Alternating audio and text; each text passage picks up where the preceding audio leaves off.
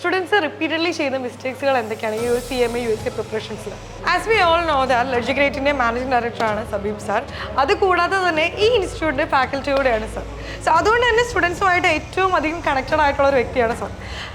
അപ്പോൾ CMA USA പ്രിപ്പറേഷനിൽ students ചെയ്യുന്ന എല്ലാ മിസ്റ്റേക്സുകളും അപ്പ് ആൻഡ് ഡൗൺസും ഒക്കെ വളരെ നന്നായിട്ട് സാറിന് അറിയാം. സ്റ്റുഡൻസ് ചെയ്യുന്ന റിപ്പീറ്റഡ്ലി ചെയ്തുകൊണ്ടിരിക്കുന്ന മിസ്റ്റേക്സുകൾ എന്തൊക്കെയാണ്? അഥവാ CMA USA ജേണിയുടെ ഭാഗമായിട്ട് ഒരുപാട് മിസ്റ്റേക്സ് സ്റ്റുഡൻസ് ചെയ്യുന്നത് കാണാറുണ്ട്. ആ മിസ്റ്റേക്സ് കറക്റ്റ് ചെയ്ത് കഴിഞ്ഞാൽ CMA ഈസി ആയിട്ട് പാസ്സാവാനും പറ്റും. പ്രൈം മിസ്റ്റേക്ക് എന്ന് പറയുന്നത് ക്ലാസ് പ്രോപ്പറായിട്ട് അറ്റൻഡ് ചെയ്യാതിരിക്കുക എന്നുള്ളത്. അഥവാ ഒരു പെർട്ടിക്കുലർ സെഷൻ എടുക്കുന്ന സമയത്ത് അത് മിസ് ഔട്ട് ആയി കഴിഞ്ഞാൽ സ്വാഭാവികമായിട്ടും അതിൻ്റെ കണക്ഷൻ ആയിരിക്കും നെക്സ്റ്റ് ഡേയിലും അതുപോലെ സെഷൻസിലൊക്കെ വരുന്നത്. അപ്പോൾ സ്വാഭാവികമായിട്ടും അത് മിസ് ഔട്ട് ആയി കഴിഞ്ഞാൽ പിന്നെ അവിടെ നിന്ന് അങ്ങോട്ടൊന്നും മനസ്സിലാവില്ല. അത് മിസ്റ്റേക്ക് നമ്പർ 1 ആണ്. സെക്കൻഡ്ലി, നമ്മൾ ക്ലാസ് അറ്റൻഡ് ചെയ്തു സെയിം ഡേയിൽ തന്നെ വീട്ടിൽ പോയിട്ട് പ്രിപ്പയർ ചെയ്യാതിരിക്കുക. This is the second mistake. അഥവാ എന്തായാലും നമ്മൾ CMA ജേണിയിലേക്ക് സ്റ്റാർട്ട് ചെയ്തിട്ടുണ്ട്.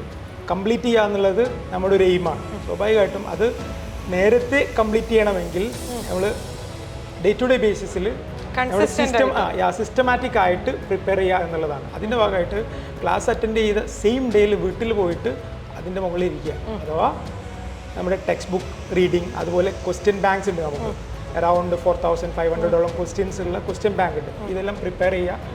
ഇത് പ്രിപ്പയർ ചെയ്യാതിരിക്കുക, അതാണ് mistake number 2. And mistake number 3 എന്ന് പറയുന്നത് എക്സാമിൻ്റെ സമയത്ത് നമ്മൾ വെരി സ്ട്രെസ്ഡ് ആവാം, നെർവസ്നെസ്. അതിന് ഞാൻ എപ്പോഴും സ്റ്റുഡൻസിനോട് പറയുന്ന ഒരു സജഷൻ, നിങ്ങൾ ഈ എക്സാം പാസ്സായില്ലെങ്കിലും നിങ്ങളുടെ ലൈഫിൽ പ്രത്യേകിച്ച് വലിയ പ്രശ്നങ്ങളൊന്നും വരാൻ പോകുന്നില്ല എന്ന് അങ്ങ് മനസ്സിൽ കരുതുക. സ്വാഭാവികമായിട്ടും ഇത് പാസ്സാവാതിരിക്കാൻ വേണ്ടിയിട്ടല്ല, മൈൻഡിനെ ഒന്ന് കൺട്രോൾ ചെയ്യാൻ വേണ്ടിയിട്ടുള്ള ഒരു ടാക്ടിക്സാണ്.